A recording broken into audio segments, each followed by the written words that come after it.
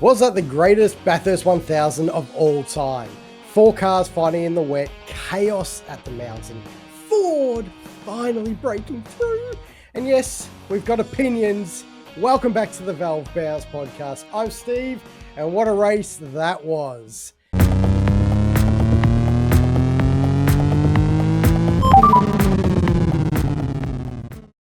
Massive thanks to everyone who rode the Bathurst roller coaster with us. You guys blew up the socials. We loved it. Parody drama with Brody, the epic drives, everything. We loved it. So thanks for tuning in for that. Remember, at the Valve Bounce to start. And but before we get into all the controversy, action and finals fallout, let's look at the top 10 finishing order for the great race of 2025. Congratulations to Matty Payne and Garth Tander on winning the 2025 Bathurst 1000. Damo, how are you?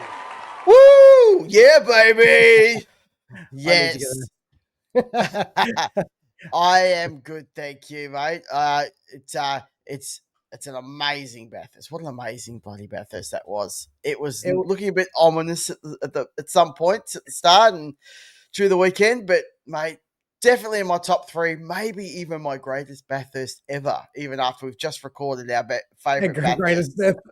I was going to, I was watching it going, oh my God, we're going to eclipse it. And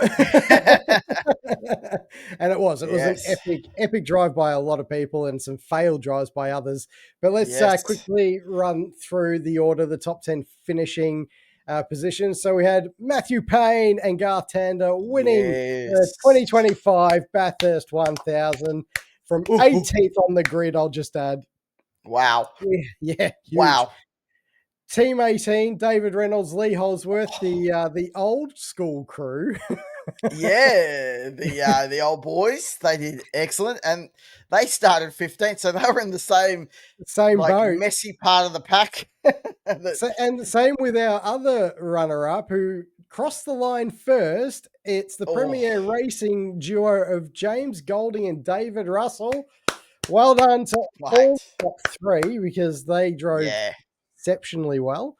And then we had just outside of the podium, we had Cooper Murray and Job Stewart, who also had a very good day out. Cameron Hill and Cameron McLeod in Matt Stone Racing finished in 5th. Triple Eight Racing's Brock Feeney and Jamie Wincup recovered to finish in 6th, which kind of irked me. Yep. And in 7th, we had Brad Jones Racing, Andre Heimgartner and Declan Fraser, what may have been for them, but we'll touch on that later. And Penrite Racing's Kai Allen and Dale Wood. Welcome to the finals, Kai. And in 9th, we had Cool Drive Auto Parts Racing. Aaron Cameron at best. Also an exceptional drive, those two boys. Yes, clap them. Yes, absolutely. And the slightly disappointing Castrol Racing Tickford entry of Thomas Randall and James Moffat. It's a definite mixed bag, and it's one of those things that, as I was saying, I don't know how Brock and Jamie managed to snag themselves back into that P6 position. That was very surprising. And then a few things that we'll touch on a bit later on, but some people that ended up in spots that snagged them into the finals and some that dropped out. So a good all-round effort. I think, if we just touch holistically, I think from majority of the drivers giving the conditions that were there, some of the co-drivers and the main drivers did an exceptional job. There was chaos everywhere, but it was highly skilled, high-level driving from the whole crew, I reckon. I honestly agree with that. Juice Ojeda, unbelievable in the wet, just incredible, and Dave Russell as well. Excellent. Those two boys were amazing, just amazing. I mean, Job Stewart as well in the Cooper Murray entry was incredible. There was just so many standout drives through that co-driver land, and we should probably applaud most of the co-drivers because it wasn't them who actually fenced the cars. Scotty Pye, big shout out too. He did well. There was Frosty. Frosty did do a little bit of a whoopsie, which was not great, but on the whole, the co-drivers were excellent. But I guess let's kick off the show and get started because, it wouldn't be the great race if we didn't touch on the biggest talking point that kicked off the entire weekend. What a Chaz big, getting a great. beer. Oh, sorry. No, but we will talk about that legend. What about the massive big issue that opened up the weekend? Engine parity, Steve. Oh boy. Yeah. So as we mentioned last week, there was a last minute biometric chamber dyno testing that took place. And that was done in Brisbane. And that was kind of, which we now know has been instigated by Supercars, by the engine developer, so Craig Haystead. And effectively, that was the worst possible thing that could have really happened. We did call it at the last minute. It was going to be terrible because the results from that test showed that, yes, the Chevs had some deficiencies down in the rev range, where especially around Bathurst, you never really spend much time under 5,200 RPM. But then at the higher altitudes and the higher RPM, the Ford was found to be deficient, and that was in that 6,200 all to the red line of 7.5. There were a few little discrepancies with the testing, which didn't help the case either, which have just come to light as well. Things like it was a brand new Chev motor that went in there, and it was a well-used Ford engine. Things like this they didn't account for in the test, and it is a little disappointing. But basically, what they said from this, they said with the outcomes they found, we need to change the air restrictor from 50 mil to 51, and revise the camshaft balance, the outputs, or something like this, and then effectively to get this over the line, we had to go to the teams to say, hello, Mr. Chev. Hello, Mr. GM. Can you please approve our extra power, please? What do you reckon they said to that, Steve? Oh, it's a big fat no, mate. So okay, so let's. I don't want this to beat up against anyone. I'm going to try and keep all levels of emotion out of this. As you said, we know that we've actually will just come to light the fact that the two engines were old and new, which is just mind-boggling to say the very least. But yeah, so I also want to remind that this is Supercars at its essence is a parity formula, and that continued data gathering and analysis has to keep happening throughout to remain on equal footing, especially once Toyota comes into this, right? So having said that, if you'd have come to the biggest race of the year, as you said, and say, hey, we just realized we've kind of fucked up for the last 2 years, since Gen 3 really started. We haven't got this right. You guys have a little itty bitty advantage. Can you just sign this waiver, please, so that we can put these changes in place? As you said, nobody is going to do that.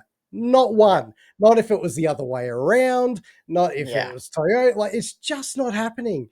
And the process is the thing that needs to change in my mind, because as a parity formula, it needs to be up to Supercars to make the change. If they find something and they think that it needs an adjustment, they should have the power to implement that adjustment without anyone else involved, because they control it. And that goes both ways. It goes for Chev, it goes for Ford, it goes for Toyota, every one of them. We can't have teams constantly meddling in outcomes. And that's what they're doing. They're meddling in outcomes. Yeah. Just my thought. Not blaming the Chev teams either, because as we said, if it was me, I'd be like, nah. Yeah, it does speak to some of the challenges that we've got, because so this year we have a certain outcome. Next year, with majority of the teams being Fords, that vote, might end up different ways. So however they structure it internally to get the votes happening, it's one of those things that have been talked about for a while. People like Peter Adderton have said we've got to take that control off the teams and off GM and Ford and allow the actual category to apply the rules and the frameworks that they have in place. It's a good segue because Brody was animated. Let's say animated. Animated is wrong. He was absolutely, and he had every right to be pissed off. He did 1,000,000%. And I guess, you're talking about, like, as we said, like, this is the biggest stage. It's our biggest race. And, so many variables we have to rely on for someone to be able to win that race. There's the weather, there's, accidents, there's crashes, there's safety cars, the car reliability, there's all these things. And so you can understand why taking out that variable after you find out that you actually have a deficiency is going to invoke that kind of reaction. So it was great to see that a driver found their voice, that Brody started calling it out. It started in the press conference in the lead up in the opening to the weekend. And that was basically where Supercars kind of started free falling. They were just absolutely running cover for the rest of the weekend. And Brody didn't let up. He kept his foot on the throat regarding that engine parity, even through sessions where Supercars were trying to like smooth it out a little bit and talk about how close things were. They got Larko to go through the data on the Hino hub, and there was no reprise from Brody. He just went, well, of course you're going to show that. You're Supercars. But I'm telling you that this is like he just articulated the difference. He said this is what the results are. And he just called out the Supercars commentary team and I guess the commission, whoever's been leading this, to basically say you're not presenting the facts correctly. Yeah, well, he said to Larko, what do you call it? A fluff piece. So Brody is now our Ford spokesperson. Yes. I suppose you'd say the head of PR, head of public relations. Yep. And for the life of me, right? Yeah. And we obviously put out the reel, and that reel's done really, really well. So thank you for everyone that's liked it. Well done, Steve. Good. I cannot understand Skaife's stance for the life of me, or why V8 Supercars Media even asked him for an opinion surrounding the situation, because he just doesn't need to do it. His stance of, he can go as hard as he wants, but, at the end of the day, if the science doesn't back it up,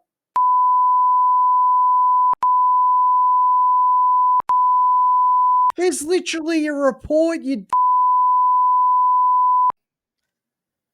I'm going to have to work that. I'm going to have to bleep all that out because it's a bit hard. But honest to God, Mark Skaife needs to go.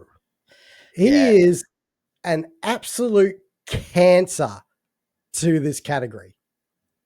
Yeah. It was his boomer moment where he just doesn't realize that there's a thing called the internet, and they put this information out into the world, and that's gone through the internet. So all the public who are interested have read it. They've learnt about it, and to then turn around and use that phrase of the science, like that was just, oh my goodness, it was just really disheartening. And like, they couldn't even articulate like what that review was all about. Like they really kind of squashed the results that came out of that. And as far as like if you're talking about like Skaife and I guess also the Supercars broader machine, I assume Skaife hasn't done it on his own. He's got PR people or someone, they've just got this focus on it's got to be positive. We can't have any negativity, and we must convey how close it is, how awesome the category is all the time. And I feel like that whoever the PR person is internally or who is driving this, so whether it is Skaife or other people, there's got to be, the outcome of this needs to be a big review, a deep dive into what happened, and just reset to deliver like better talking points and a better message, which is just more openness and honesty from the commentary team. That's what needs to happen, I think, in my opinion. Yeah, it just needs to be transparent. I mean, it's interesting that Supercars Mark no, that's not right. What's his first name? Warbo. James. Oh, I've got Mark in the brain. James Warburton actually said in a press conference, "I'm not going to answer any of these things," and also note that Supercars hasn't answered any of these things. And that was after everything that Scaife said. So Yep. that really was almost like a Warbo went, "I'm slicing him out." That's Yeah. a Mark Scaife thing, and this is us. We'll talk about it at a later date, type of thing.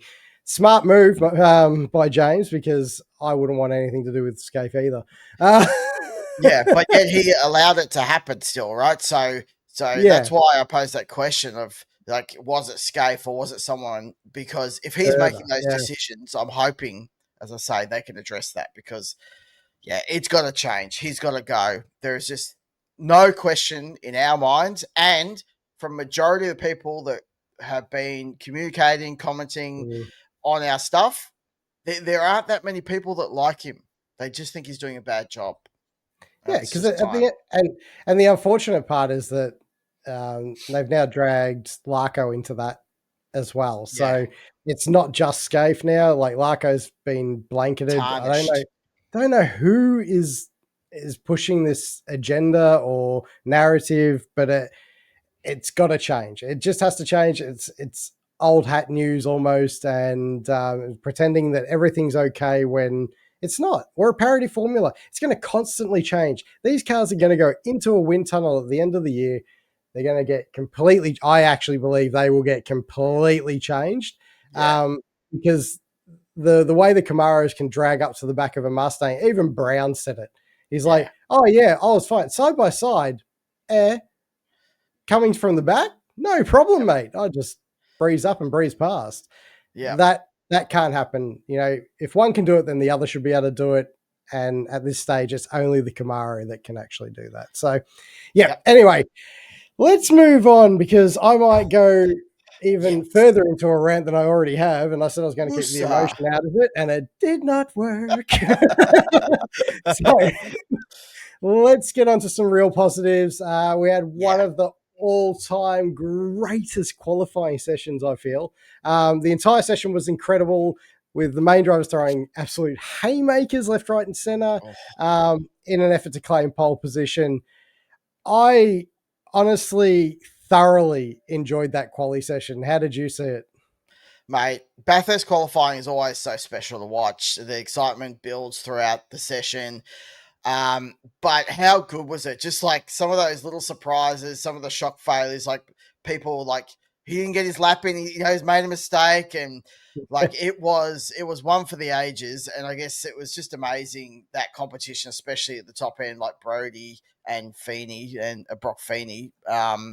Like Yeah. just going so close. Like, yeah, it was just so impressive on full send mode. Yeah, well, 0.006 of a second is incredibly close. Yep. And you saw on Brody's lap, he just had to absolutely send it. And I think in his pod, he said, I was close to wrecking most of the time. So, Yep. yeah, absolute cracking laps by all. I would say for me, most impressive was Cooper Murray in the Erebus car, because he Yep. was only a whisker away, and he was Yep. also only a whisker away from dumping a 3 if he hadn't made a mistake on that last corner. Yep. He put on a show. Yeah. He's had a hard year, but that was really impressive. Yep. But then equally on the other end, shock miss, Will Brown and the Penrite cars, 12th, Yeah. 18th, and 21st. Obviously, they come back, but just not great qualifying sessions for those guys. And according to Garth Tander, for the Penrite cars, it had nothing to do with the two drivers. It was a setup thing that they tried, and it just didn't work. Did not So work. let's move on to the top 10 then. So, two Ooh. most impressive were Cam Waters and Brody Kostecki. But for me, watching the 88 completely bunch his lap just put a smile on my face. Pure cinema, as they say in the young kids. Like how was the effort of like Brody Kostecki taking that hat trick of pole positions at Bathurst? Undefeated Actually, at the it's, Mount. Yes, bravo, yeah, well no, done. definitely, yeah, yeah, incredible. Um, Yep, yeah, undefeated in his qualifying at the Mountain, of course, and secures him as one of the greats at Bathurst, joining Brock and Moffat. as the last really two to achieve this in the last kind of 50 years. Yeah. And who knows, if he can get one next year, he will be the only person ever to bet 4 in a row. So I think that's definitely on his cards of things to like tick boxes to check off. Yeah, he strikes me as that type that he likes those little boxes and little stats. Yep. So yeah, undeniably to me, he is one of the greats. My only disappointment in the whole thing was that the parody discussion took the sting out of it a little, which was a shame, obviously, but you know, he absolutely deserved all the accolades, and that lap was undeniably fully committed and incredible to witness. So very, very good. And yeah, Cam Waters, obviously, because he was only the third one out on track to pull a lap out to get second on the grid, I thought was extraordinary. Yeah, he was really hustling because he was early on and still managed to just maintain that. And you're right that I just wish that Brody had just chilled a little bit on that and had some time to actually enjoy it, because it was a great lap, well deserved. It was a great show as always with the top 10 shootout. Oh, actually, also watching him walk down the lane with Jill Johnson, with Jill, that was giving a hug. That was pretty special. Yeah. Yeah, and Dick, he couldn't cope. He was having a drink. He couldn't. He was just, I'm going back to the room and I'm having a drink. I can't do this. So I'm dealing with this shit. That was awesome. And I guess that's kind of completes the kind of qualifying, the main points there. But it's time to talk about the great race, a great race. We're obviously, we can't discuss everything. It's a massive day. There's lots of things that happen, but we've kind of created a bit of a list for us to go through, and to sort of based on what we saw, what you guys were responding to us on socials, and what we felt were like the key highlights. Yeah, and I think let's kick it off. We're going to kick it off with the finals. I think that's a good idea. Where were the finals discussions during the telecast? I understand there was a lot happening, right? A lot happening during the closing stages of that race, but not once was it discussed by the commentary team. Wait, finals? There's finals? What are you talking about? Yeah.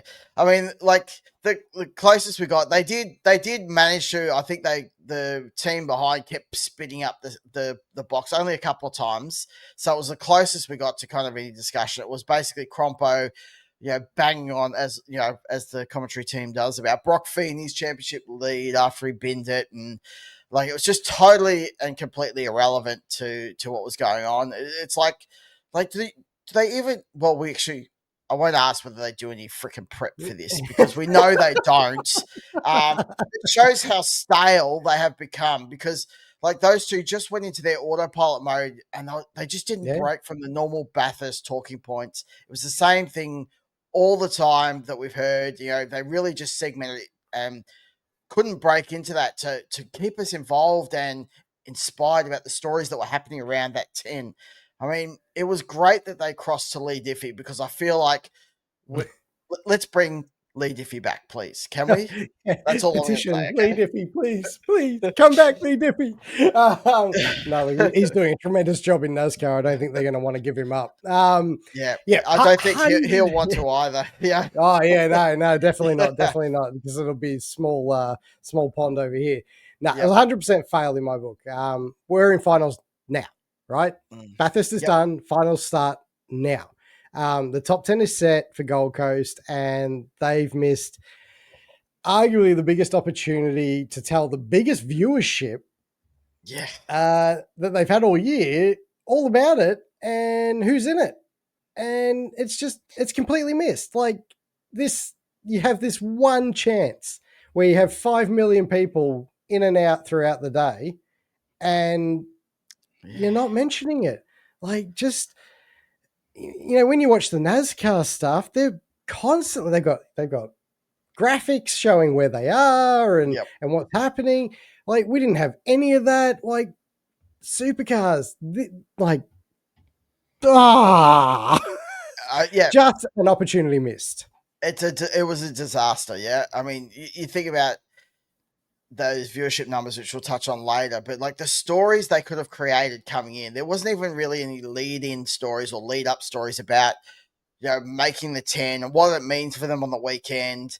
There was nothing during the race to kind of utilize the commentary to say with that Woody might be out, he might have there's all these things they could have done. It could have been so magical, and normally they're very good at creating those kind of stories around some of the big things, but they just forgot. It was a disaster. I mean, like what we really saw, like 3 days after the race, Feeney passed Heimgartner, and we find out that was the reason that Heimgartner missed out on making the finals. Yeah. And yet, like, we didn't see it in the coverage. It wasn't even talked about. It was like, these are the things that are like, disaster. Heimgartner's been passed. He's out of the finals. I mean, can you imagine some of the classic commentary that could have come from that? I know. Could have been talking about it for decades, but God, how funny was that? The fact that Feeney displaces a Chev and elevates a Ford in Kai Allen into the finals. I mean, that's a headline. I mean, I tell you what, bet Kai is happy Skippy wasn't a split second later down Conrad, because if that had happened, he wouldn't be making finals right now. That was a bloody close call, and they could have put him out. Yeah, well, someone forgot to tell Feeney that they're not driving for Ford just yet. And they've probably got this responsibility still to Chev, Yeah, a little bit. But yeah, I mean, like, and the fact that Kai got in there after his weekend of being bashed around, kangaroo, like there was everything that was thrown at poor Kai. Ended up with 3/4 of a car after the Kostecki thing. And, the joy, he was so happy when they finally announced and talked to him and said, you've made it in. He was like, oh, that's amazing. So great effort. Great effort. Absolutely. And just Brody Kostecki, you drive a Ford. If you're going to take people out, please ensure it's Camaros. Yeah, next time swerve into the Camaro. Yep. I know, you had two. You had two. Could have nailed them both. He explained that the alternator problems were causing problems with his dash and the lock lights and stuff, but like, just turn into the Camaros. Come on. That's it. Just get the Camaros. Leave Kai alone. Leave Kai alone. Yeah, it felt like that, didn't it, after the weekend? Poor bastard, he got hit so many times. Yeah. All right, so I like the telecast. Let's make it. Let's go through the list of who made the finals, and it's interesting because all this parody talk, and we've got 7 Fords in the finals. Tamo. Yeah, a little crazy, but yes, let's run through. So we mentioned Kai, who snuck into the 10. So well done, Kai. Yep. And Ryan Wood. That was a great story, man. Wow. Like the fact. Let's touch on Ryan Wood real quick, right? Because him and Ojeda did a superb job. They were leading. They were in the box seats. They were. Until the car decided, no, I'm going to have a problem. And I felt so sorry for them. And then you start sitting there. I mean, and this is the talk of the finals, right? Like, it's not just the fact that he's lost Bathurst. It's potentially that he doesn't even make the 10. Yeah. And they get it into the garage, or he limps it back to the garage. Chaz is already out. So they go out there. I can't remember what they actually stole off it. I keep thinking harmonic balancer, but it wasn't a harmonic balancer. It was something else. Yeah. And they steal that off Chaz's car.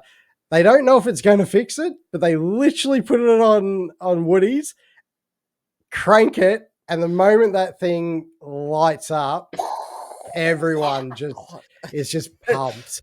Yeah. It was a great thing. Yeah, it was awesome. And that is the difference, because like he was like struggling to get it back to the pits, and he was like talking, and they're like, get it back to the pits. Come on, mate, get it back to the pits. And then fixing it, getting back out there, just salvage and scrape yourself into the 10 is an amazing story. It just shows you those little efforts, how big a change they can make. Yeah. In number 8, Thomas Randall, after a very weird Bathurst, let's say weird, like not really strong, but had some moments of terrible and fantastic. But I would say that Enduro run, that Enduro Cup for them was pretty average. Yeah, was quite lucky to As still make it in. Yeah, I think so. Like they sort of still pulled a result, but they definitely didn't have the pace. So yeah, no, Yep. totally. Yeah. So Thomas Reynolds, good that he's in there, and hopefully he can actually move forward. But he might be one that drops out relatively quickly, unfortunately. Anton De Pasquale, Team 18, he finished up in 7th. He is one of 3 Chevs, and I bet you can remember which other 2 are in there. So 1 homologation team and 2 on the out homologation team, I guess. Old and new. Old and new feature. But yeah, he managed to secure 7th. And then our mate, beer Yeah. drinking, beer loving Chaz Mostert, who's trying to get a deal done with Great Northern. Cash. Yeah, cash. No cash here. He's wound up in 6th, which is probably lucky, really, considering their Bathurst as well. Yeah, super lucky. All right, powering through. I guess now Brody Kostecki got into 5th. Yep. Despite his Hard. painful, ups and downs of the 2 enduro rounds. Cam Waters from Tickford got 4th.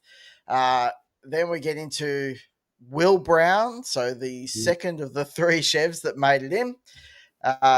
Matt Payne, who absolutely closed the gap immensely on 3,145 points, came in second versus 3,175, so 30 odd points to a dominant Brock Feeney. Woo! I've stitched you up, Damo. They're the points going into finals. No, that's what they will restart because they reset, remember. So it was about 100. They've got the 100 points. Yeah, so it was about 130 points between them in the end. So it was still very close because at one point Brock Feeney was like 300 points clear. So yes, he is. Matty Payne was our Endurance Cup winner alongside Garth Tander. So congratulations, boys. It was a job well done. Nice job. And yeah, obviously Brock Feeney is at the top. But interestingly, the 2 at the top are the ones that won the Sprint Cup and the Endurance Cup. I didn't think that would happen. Yeah, I mean, it's funny that they get that automatic qualification, and we have got a separate video that we've done if you want to understand how the finals systems works and the points and things. But we were talking about possible variations of someone outside of the 10 winning the Enduro Cup and securing a spot. And in the end, it was the top 2 drivers of the championship that got the Sprint and Enduro Cup. So, it was pretty straightforward, wasn't it? It was. So they get 25 points each added going into the Gold Coast. So just to give you an idea, so going in, there's 30 points difference between Brock Feeney and Matthew Payne. And then the gap is a little bit wider, and I haven't done the calculations on this, but 3,145 will pay Will Brown's 3,096. And then it's really small increments down to 3,021. So anyone can make it through to Sandown post Gold Coast, but that's another interesting talking point heading into there. We won't touch on that too much because obviously we'll do a bit of a preview once Gold Coast is coming up. Yeah, so let's continue on with the Bathurst stuff, and let's talk about some of the iconic moments of the race. And I mean, ultimately, if you talk about a global sensation, there was none better than the iconic moment of Chaz breaking down and going across to the famous Robbo's, who's had that for however many years. He's had that same spot, and Chaz just breaks out, walks across to the bar, and he's like, "Yep, you want to be a mate?" Like, "Yep." I did see him knock back a snag. That was very interesting, but he had the beer. Mate, what a classic. I was in stitches. I was just laughing, watching him. I was like, where are you walking, Chaz? And then just seeing the guy come alongside, I assume that was Robbo, and walking up and then just grabbing a beer. Even the team had a good laugh about it, which was good to see because you can imagine, the pain that those guys would have been feeling at that time after having two fast cars and then losing that one. That's the first one that dropped. It would have put a bit of a dampener on it. So, yeah, good to see that eased some of the pain. Yeah, and it did make, as I was mentioning, like international ripples. There were American motorsport, like NASCAR people, who were talking about it, talking about how good the race was, but this iconic moment. And it crossed over into AFL. There's a famous footy guy that ended up Hank doing a Orange. post about it. Yeah. Yeah. And, so like the power of that has absolutely amplified supercars.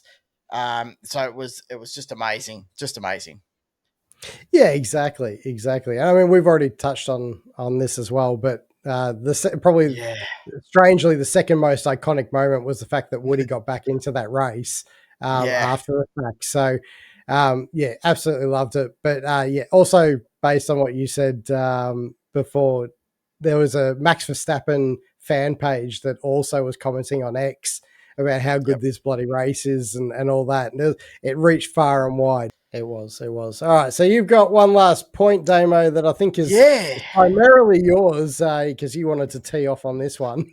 I did. It just, I mean, it was just like, more information's come to light, so I've calmed down a little bit. But like, just the delayed starting time. I guess prior to the weekend, I was being a bit of an old fuddy duddy, stick in the mud because I didn't agree with them changing the start time. Hang And, on, hang on. Ah! It's just an old man yelling at a cloud. Sorry. yeah, it's at the picture. Eh? And then like it was one of those things that like in hindsight could have been such a disaster for safety because the rain made it such a long race. The visibility issues with the clouds and fog coming in over the mountain was really bad. Like they were literally running blind for 2 laps, 3 laps at the end there. And if they just kicked it off that 15 minutes earlier, they would have been in a much better position and helped avoid it. But it does seem like the reason for which I've now found out is that the delayed start was to take advantage of that news prime time. And that snagged some additional viewers, I'm sure, over those last laps. And because those last laps were so great, I'm not sure they'd ever declare it, but I'm sure a good portion of the big bulk of viewers, excuse me, would have been seeing some of the best action of the day. And they have record breaking views. So more than 5.9 million, which is combined reach across the weekend, watched it. And for the live broadcast, it was somewhere around 2 million, about 1.5 on free to air, and about 500K, so about half a mil on the Foxtel KO syndicate. So just some amazing results.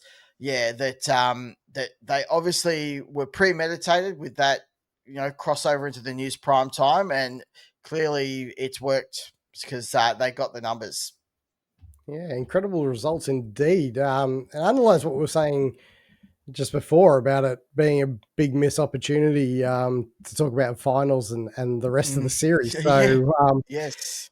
when you're getting that much reach, you definitely want to take advantage of it as much as you can. And I think, yeah, that's a big opportunity miss. But I will say this, I won't leave it Yep. on a negative because the actual lead up to Bathurst this year, I felt was better. I felt the ads and stuff that we were seeing from Repco and everything else Yes. were actually they were really good and really well thought out. So I will congratulate. I don't know if it's a Repco thing or whether it was Supercars backed or whatever, but I'll congratulate Yeah. each and everyone who's involved. And I love seeing Jim Richards just sitting on that park bench, calling him a pack of assholes when the bus Yeah. drives past. and getting Murph and Ambrose back together. So that was Oh, awesome. it was great. Did you see the thing they did at the top of the hill Yeah. with that? Yeah. Where, yeah, he was standing up there and he's slagging off Marcus, and then Marcus is like, "Well, we've actually got Marcus Ambrose in the crowd." He's like, "I'm here, I'm here." That was great. They did that. They did that very well. Yeah, it was awesome. They did. It was. That Yes. was really good. All right, so let's move on from those talking points and just maybe just have a brief discussion about the epic battles that we saw throughout Yes. the race, because I thought we saw quite a few. We'll start with the Waters and Kostecki, which Oh, I was having a heart attack. How are you, Damo? yep. As the older brother, I was struggling because I just thought, far out, dude. I'm like, I won't swear, but I was just like, they're going to bin it. They're just going to take each other out.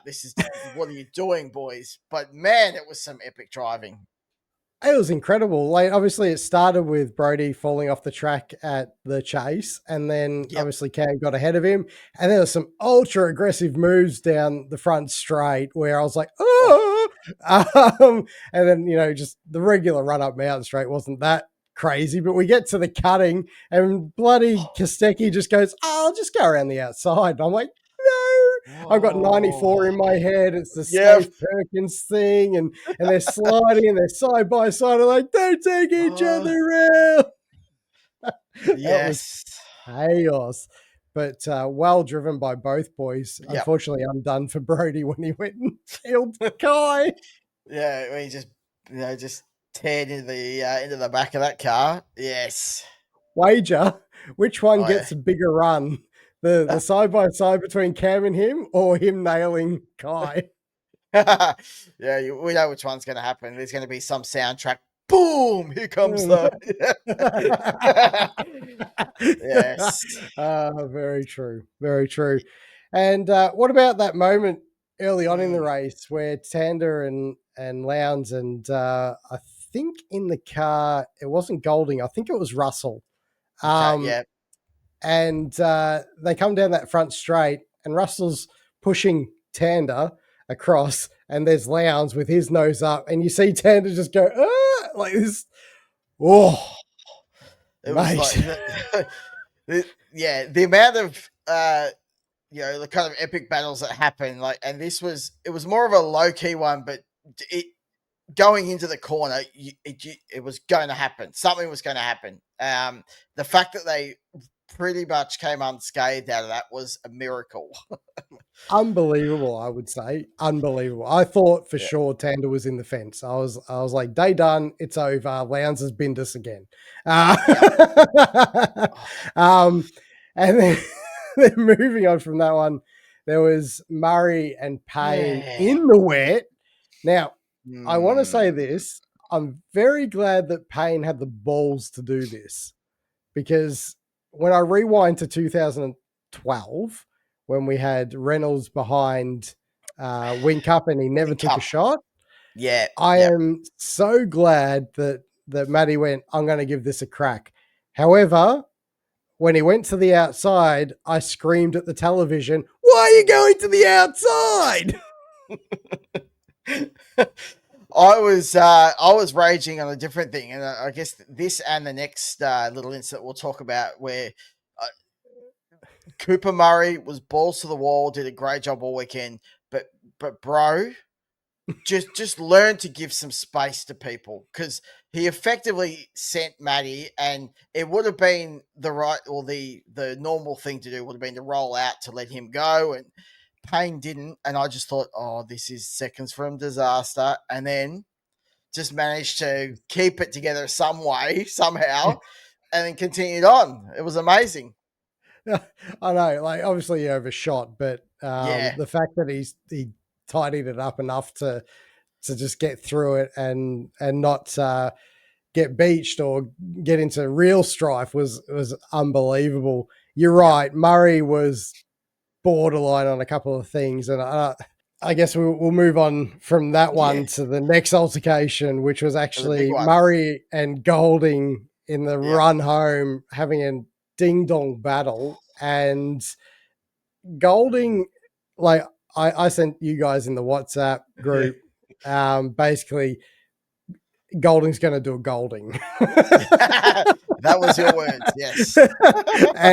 and lo and behold, we head up Mountain Straight, and he pokes his nose where there's enough room. And yes, I would say that he was probably a teeny bit too far back, but he was almost there. But because Murray closed him down just that little bit more, he nails him and he cops a 5-second penalty. Yeah. fair. Look, it wasn't, especially the weather conditions. That is not a good spot to be, Golding. Like, it really isn't. Yeah. And as I said prior, like Murray, if he'd just given some space, he probably would have stayed in the lead. And potentially different outcome. But yeah, I'm not really like. I think that 5 second penalty was pretty rough.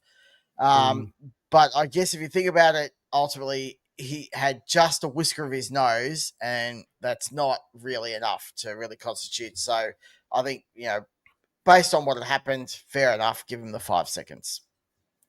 Yeah, I mean, I've had debate on both from different from real races and some who disagree and say it shouldn't have been, but I think it was very borderline, and I think they Yep. assessed it, and I think I'm glad they made the call before the end of the race. Like that's the main thing. Yes. Clear decision, done, move on. I think Yeah, I like that's the that. best for everybody. So I Yep. will say that. Now all this unfolds, and obviously, Golding falls back a little bit. Matty Payne goes to the lead. We all cheer. Yep. Yay! Yay! And Reynolds swoops around into second, carrying some mighty pace because at one point he was like a full second a lap faster than those boys. He was Um, flying. yeah. So then he closes into the back of Matty Payne. Mm, cheeky, yeah. It was boy oh boy, that as we've said, that back part of the last portion of the race was just filled with so many battles, and yeah, just suddenly throwing Reynolds in there was just epic. It was just like, and then obviously the Reynolds and the Payne thing where it's like, oh mate, I didn't see you, and I then didn't see you. maybe a bit later goes, yeah, I kind of knew he was there. He was like, I That's, wasn't going to lose the race. So not. yeah, I like the attitude because that was good. But yeah, Reynolds ended up having a great day. Epic, really happy and celebrating that he got second. Ended up with a Yes. new barbecue. Will Brown and Traeger dragged one down for him and gave him one, which was awesome to see. Like that Cool. that kind of sponsor activation, Yep. because nothing would make that boy happier than a really good machine to cook his meat on. So It's it literally was all he awesome. eats. Yeah, that was awesome. No, it was really cool. Yeah. Cool to see, and I think if there's something that I could actually note, and I didn't obviously make this a main point in our Mm. talking, but possibly I should have. Everyone was happy. Yes. Everyone. Yes. How It much was better is that?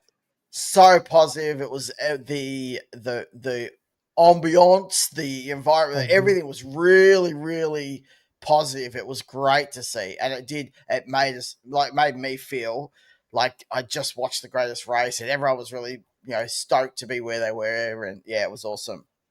Yeah, exactly right. All right, let's move on to the incidents of the Yes. race, Damo, because it's far too happy here, and we're grouchy old bastards. Delberto in True. the fence. Let's start with that one. How'd you feel about Oh, that? well, I think the only way to sum up that incident was, I think, what I sent to you in that group was basically, I think that's going to be his last co-drive, because it was 10 and just out. clumsy, and it was. I felt sorry for him, but in the end of the day, geez, it just wasn't a great campaign for him or Davo for Wilbur. No, I agree, and to be honest, it doesn't. I don't think it really mattered in the end. I don't think those boys had anywhere near the pace. The No. chassis change did absolutely sweet fa for them, Yep. and I know that there was a lot of talk about Wilbur being told that he's safe, but I think it's probably time the team makes the hard decision and Yeah. says, "Thank you for your time. We love you. You're always forever part of this team, but we need to move on." Um, Yep. and then to one of our favourites, this one killed me. Mark Winterbottom down into Yeah. Forest Elbow, straight into the fence. Yep. How'd you Just feel about that? those. I was devastated, but like it was just showing up that those new wet tires were too cold. They couldn't switch them on, and yeah, just he just had no luck. And then like he's trying to drag it out of the fence. Oh, Yeah, oh my! I was like, oh no, this is so sad. it was very sad, and I was heartbroken for both Cam and for him, because Yep, it's uncharacteristic yep. for Frosty to do that. But equally, how joyous was it I seeing know. Feeney in the same spot, if not wedged further under? Yeah, he was really struggling, wasn't he? Like Frosty had a couple of bites and it was done, and Feeney was Yeah. just like trying to get it in. Yeah, there was a few messages that were popping around. Yes, it was great. I mean, it's always tough for any driver to have that kind of out, but yeah, I still can't understand how he managed to end up like so far down, had to fix the car a bit, and then got lucky dogged around, and oh my god, just ended up Hey, in the the top 10. It was phenomenal, the speed they had. the front end of that car was so wedged in, yet it had no damage on it. Yeah. That baffled my bloody brain. Anyway, you're right. Their speed was absolutely outrageous. But you know what's better than one Red Bull being in the fence, Damo? Oh, two Let's Red just Bulls. balls. Let's do the Will Brown salute. Because that bonnet saluting the crowd Ah, after it hit the fence, well, actually the tire barrier, cocked it yes. sideways, and it Yep. looked like it was saluting. It was great. And the rear wing was broken off, and I'm sure Scott Pye was devastated. Oh, But I did not care one iota because that was the greatest moment of my life. yes. And yes, that's sad. It was great, and it's been great reliving it on the days past where, yeah, there was memes with salutes, there was memes with Melbourne Cup hats for women, like Yeah. I've seen a few. So So good. that's so good, Uh, but that was good. But then I guess let's talk about what we did mention earlier, but we did. my goodness, like, I mean, it's meant to be a G-rated a G-rated event, but my goodness, Kostecki was so far up the back of Kai Allen. It was He, a little wicked. I think his words were, "I punched him to orange." Like he hit him Oh, so hard. But as he said, and as we witnessed in the practice with Chazzy, when they lock, they don't yeah, unlock and they just fire in like yeah. They, unbelievably. they can't seem to unlock them, and yeah, it wasn't just like a Ford thing. There was people on the No. Chev side that just said that tire just seems to just lock, and they can't rotate or lift it for some reason. Yeah, so something needs to work on that. But literally, like Yeah. you just see him, and I was like, "Wow, either Brody's really good under brakes, or he's about to punt Kai Allen," and he nailed him. Yeah, he just left it too late. He probably saw he had that space. He thought, I can grab a few spots, goes, locks. All over. See ya. See you later. You're on the edge. You're always on the edge, and unfortunately, he crossed it, and that was He did. it. That was it. All right. Ah, Before we make a quick switch from Bathurst, let's go to outstanding drives. Who's an yes. outstanding drive for you from the Uh, weekend? we have to talk about Murray and Stewart. Like, regardless of what the conditions were, co-driver, main driver, that car and those drivers, that was a rock of the weekend. Did a great job. Great job. 100% agree on that. They were exceptional in almost every session, every race run. Like they delivered really well. Mm, And they were unlucky to miss out on either winning or a podium in my mind. yep. But something that sort of clouded it a little bit was the team, in specifically Betty Klemenko, not Yeah. allowing the current drivers to take the cup and place it on its mantle at the start. Instead, she decided to cuff herself with Zip ties. zip ties and be an absolute douche of a person because she didn't want to let go of it. And I just think that's the most ridiculous and childish behavior I've witnessed in a long time. And I usually like Betty, but that was just horse shit. Yeah, yeah. She's had a bit of a, I think, a bit of a fail. Like, that was one thing that happened at the start that was like really weird, that kind of was permeating through socials, and obviously on the telecast she had that zip tie, and so they sent, I think it was Rihanna, up to talk to her. But then even after the race, telling, Cooper, basically toughen up, Princess, which I understand, like, the kind of frame of what she's trying to say, but it just seems like, I don't know, it's just not the Betty I think we used to have. I don't really know No, what's it's a happened on bit that it's a front.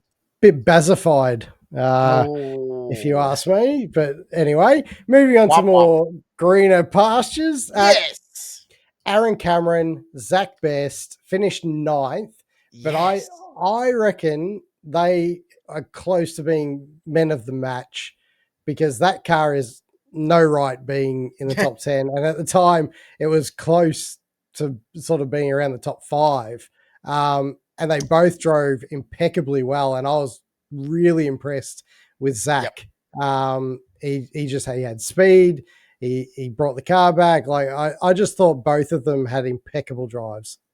Yeah, they both did fantastic. You're right. Just, I guess, in those sort of conditions, that car just seemed to, whatever the troubles they normally have, balanced out a little bit. There was a few moments from Zach where I just thought, like, looked like he was almost going to become undone, and just didn't. Just kept delivering. And yeah, for that cool drive car to finish ninth was a great result. They should be super proud. 100% agree. Yeah. Golding and Russell would be another one. Yeah. Russell, just like, he was one of the standout co-drivers for sure. I reckon he's had 3 of the best years of his life as a co-driver. Yeah, Because the last 3 years, the first one with Brody, where they almost won. almost one. Who was he with last year? Was he with Golding last year? I He feel like was. Wasn't he with Erebus? Was he in the other maybe Erebus he car? might have been in the other Erebus car. Yeah, Like, he's just in Gen 3 era yeah. specifically, He's he has done. been monster behind the wheel. So good. Yeah, he's been Um, amazing. and kudos to Golding. Now, I know he had the incident and he got him, and I said, Yep. Golding's going to do a Golding, but Yep. the fact that he's willing to have a go is great. Yep. And I think on the biggest stage, biggest event, potentially win it, you got to have a crack. So I can't really go into him too hard for that. So I think No, he also drove it impeccably well all weekend as well. he did so well, and you could see from the podium celebrations and the interviews afterwards at the conference, he was just like, I had to go for it. I did, and like, I got third. He was still stoked and really happy to be up there. So it was well done. Well done. Yep. And I guess, mate, lastly, Dun, dun, dun, dun, champions. right, old man Tander, 6-time Bathurst winner. And Multiple then, cars. yes, Different different cars. cars. And Matty Payne, who just, him and the Penrite team, they just have this knack, this way of finding their way to the podium position. Out of everything that happened in that race, they were like, nowhere, nowhere, nowhere. And it was like, oh, I think we're on here. Bang, we're on. Yoo-hoo! Yeah. 5 laps to go, get the lead, done. Yeah, so they just did a sensational job. Matty Payne was amazing. Tander's always very good. He really hasn't put, as a co-driver at all, I don't think he's really put too many feet in the wrong spots ever. So, yeah. And as he said, this one was quite special because this is the most skin in the game that he's had with a team. Not just driving for them. He's developing Kai, he's developed Matty.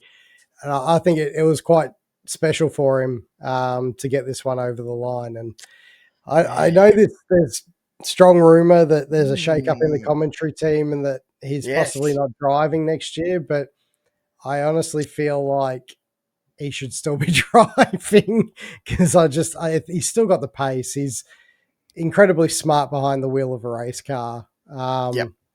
But yeah, congratulations to him, 6-time Bathurst winner. If that's what he bows out on, that is an impressive feat. Yeah, it's one of those things that's so hard because do you bow out, after that win, a Bathurst win, 6-time? It's a great way to depart the sport, rather than going another year and maybe things don't go as well. Win Cup. This is, it's very likely that if that shake-up happens, Tander might not be driving next year, and it's a great way to go out. But as I think I agree with you, if he could grab another year or two, I still think he would shake it up and have a good shot at